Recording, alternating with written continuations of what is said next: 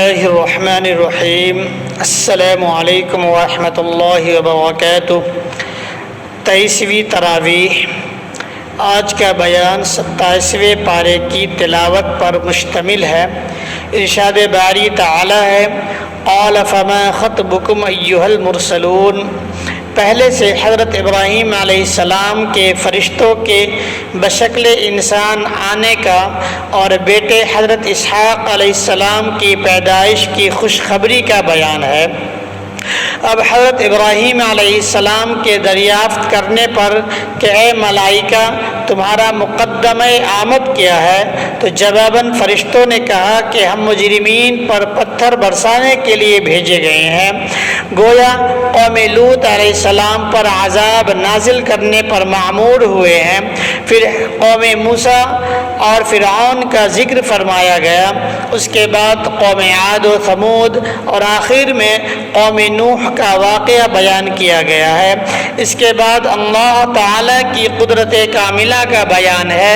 نیز توحید و رسالت کا اثبات کرنے کے بعد مقصد تخلیق انسانی کو بئی الفاظ تعبیر فرمایا گیا ہے، وَمَا خَلَقْتُ الْجِنَّ وَالْإِنسَ إِلَّا لِيَعْبُدُونَ، کہ ہم نے جنوں اور انسانوں کو اس لیے پیدا کیا ہے کہ وہ ہماری بندگی کریں۔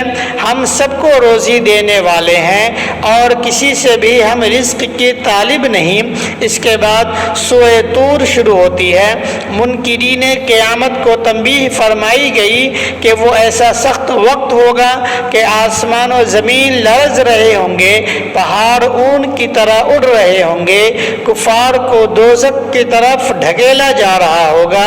وہ دن جھٹلانے والوں کے لیے سخت عذاب کا دن ہوگا۔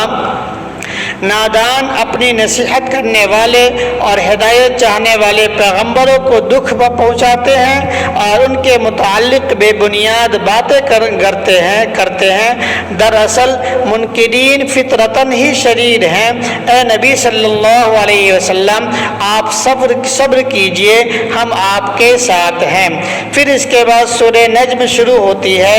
اللہ تعالیٰ اپنے پیارے نبی محمد عربی صلی اللہ علیہ وسلم کے معراج شریف کا واقعہ بیان فرماتے ہیں کہ پورے سفر میں نہیں بھولے اور نہ بھٹکے۔ آپ اللہ تعالیٰ کے اتنے قریب ہوئے کہ صرف 2 کمان کا فاصلہ رہ گیا تھا، بلکہ اس سے بھی کم۔ اللہ تعالیٰ نے آپ سے ایسی راز و نیاز کی باتیں کی جس سے کوئی دوسرا واقف نہیں۔ اللہ کی قدرتی نشانیاں اس یقین کامل کے ساتھ مشاہدہ فرمائی کہ آپ کی چشم مبارک نہ جھکی اور نہ ادھر ادھر بھٹکی۔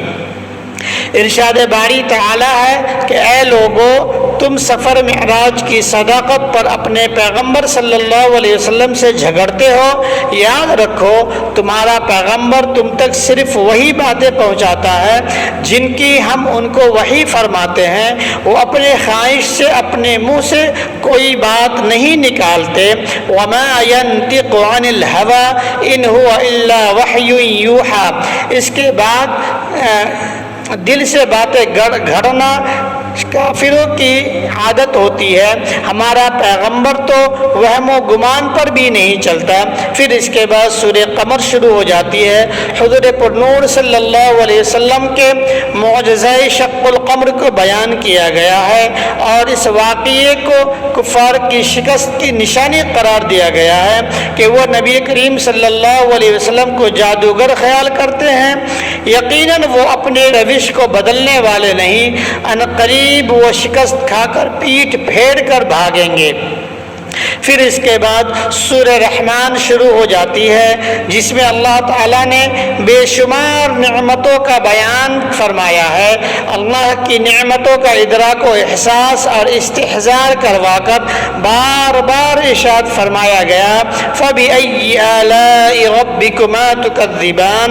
نعمت قرآن، نعمت علم، تخلیق آدم اور قوت گویائی، کائناتی اور انسان کی نفسی اور اضافاتی نعمتوں کا ذکر کر کے منعم یعنی نعمت دینے والے کی پہچان کرائی گئی، انسان کا فانی ہونا، روز قیامت جزا و سزا کا ذکر کر کے اور اللہ رب العزت کے باقی ہونے کو فرمایا گیا ہے۔ وَيَبْقَى وَجْهُ رَبِّكَ ذُو الْجَلَالِ وَالْإِكْرَامِ۔ پھر اس کے بعد سورہ واقعہ میں قیامت برپا ہونے میں کوئی شک نہیں، اس روز نیک لوگوں کے اعمال نامے ان کے سیدھے ہاتھ میں ہوں گے اور گنہگاروں کے اعمال نامے ان کے بائیں ہاتھ میں ہوں گے۔ بداعمالوں کی غذا جہنم کی زہریلا درخت اور کھولتا ہوا گرم پانی ہوگا۔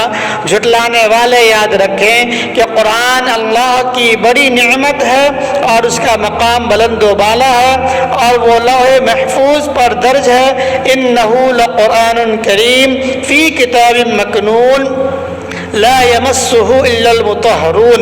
پھر اس کے بعد سورہ حدید شروع ہوتی ہے۔ ارشاد باری تعالی ہے کہ کائنات عالم میں جتنی بھی مخلوق ہے وہ اللہ کی تسبیح بیان کرتی ہے کیونکہ اللہ غالب و دانا ہے۔ اے مسلمانوں، خرچ کرنے میں بخل نہ کرو، اللہ کی راہ میں دینا گویا اللہ کو قرض دینا ہے جو 10 گنا تم کو واپس ملتا ہے۔ نیک لوگ نہ نقصان کی صورت میں واویلا کرتے ہیں اور نہ فائدے کی حالت میں اتراتے ہیں اور شیخی مارتے پھرتے ہیں۔ انہی لوگوں میں اعمال کے اعتبار سے صدیق اور شہید بھی ہوتے ہیں۔ اہل کتاب خوب سمجھ لیں کہ فضل و کرم صرف اللہ کی اختیاری بات ہے، وہ جسے چاہے جتنا چاہے عطا فرما دے۔ اللہ رب العزت سے دعا ہے کہ اللہ رب العزت ہمیں اور آپ کو اپنا خوب فضل و کرم عطا فرمائے، قرآنی ہدایت پر چلنے والا بنائے، شہید اور شہداء اور صدیق کے صفوں میں کھڑا کر دے قیامت کے روز، اور نادان اور گمراہ لوگوں سے ہماری اور آپ کی حفاظت فرمائے۔ آمین۔ وآخر دعوانا الحمد للہ رب العالمین۔ السلام علیکم ورحمۃ اللہ۔